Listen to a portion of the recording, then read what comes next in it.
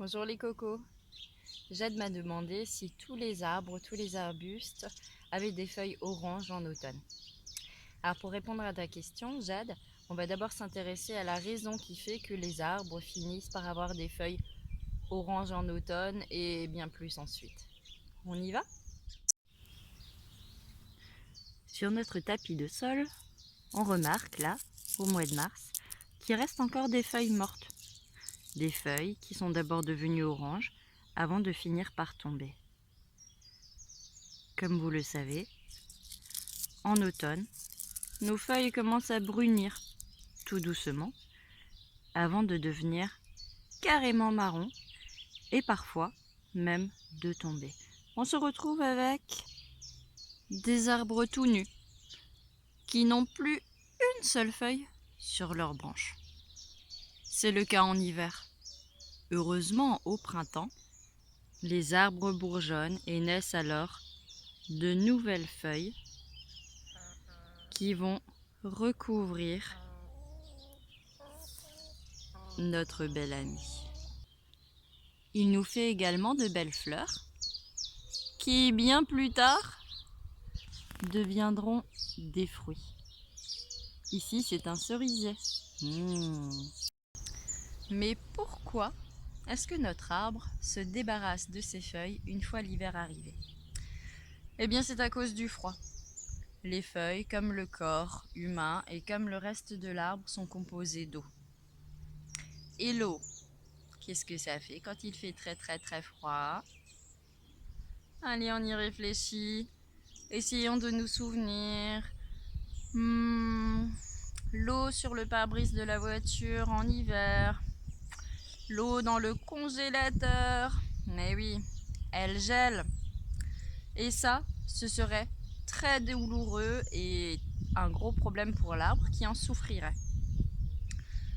Donc, pour se protéger, et comme il a pu faire suffisamment de réserves de nourriture en été grâce à la photosynthèse, il va se débarrasser de ses feuilles, tout simplement. Il survivra grâce aux réserves, grâce à ce qu'il trouve dans le sol qui, lui, est rarement complètement gelé, pas sous nos latitudes en tout cas. Et dès le retour de la chaleur et du beau temps au printemps, il va recommencer à faire pousser ses petites feuilles pour se refaire de nouvelles réserves de sels minéraux, de nourriture, grâce à la photosynthèse dont nous avons déjà parlé. Mais tu as bien observé, Jade, tous les arbres et tous les arbustes ne perdent pas leurs feuilles en hiver. Et il y en a qui les gardent bien vertes, bien dorées, bien brillantes toute l'année. C'est le cas du hou. Et quand on les regarde de plus près, justement, on voit qu'elles sont super brillantes. Eh bien, c'est parce que le hou n'a pas besoin de se débarrasser de ses feuilles. Il a trouvé un autre moyen de se protéger. Tu les toucheras dès que tu auras l'occasion. Elles sont lisses. C'est parce qu'elles sont pleines de cire.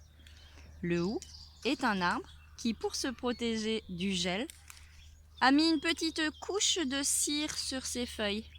Ainsi, le gel n'atteint pas l'eau qui est à l'intérieur.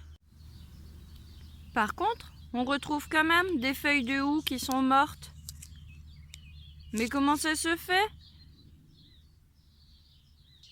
Eh bien, c'est parce que les feuilles des arbres ne craignent pas seulement la gelée, elles craignent autre chose aussi.